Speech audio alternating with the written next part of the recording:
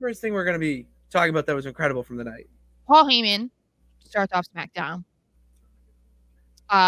which is great. We saw he's coming off of this amazing segment with Cody from Raw, so you love to see it. And he comes out with both titles as if he is the undisputed WWE Universal Champion.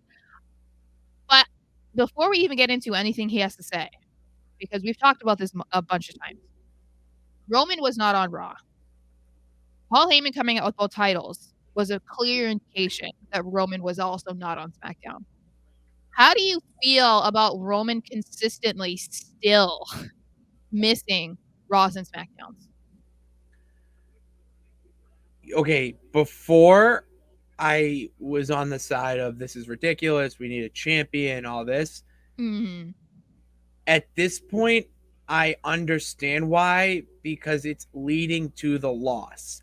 It's building that, if we want to get really nerdy and technical here with the wrestling element of it, Mm-hmm. what this is showing is that Roman not being on the shows and Paul having the titles and he's doing the appearances, what that shows is that Roman is nervous. All hell's Yeah. breaking loose. Mm-hmm. And when that happens, you go into panic mode. So right now the island of relevancy is in panic mode. And they allude to it in the promo, which I don't want to spoil all of it right now. But when you have the Royal Rumble falling out, and then the Cody promo, because you kind of had to have them do some sort of connecting of wires there, Mm-hmm. and to have it be Paul and not Roman, it's like, well, why isn't it Roman? Well, it should be Paul Heyman. And the fact that anyone is going to say, oh, it should be Paul Heyman, it's like, but why though? Why Yeah. is it Paul Heyman? And that's because the little intricate, detailed parts to the story, it's unbelievable. It's really incredible that you can have Roman not be on these shows, and you care because it's Roman Reigns. Like, if I was going to the show, I want to see the champion. Yeah. But you get over it because of how well they, fall through with it. Mm-hmm. See, for me, it still annoys me.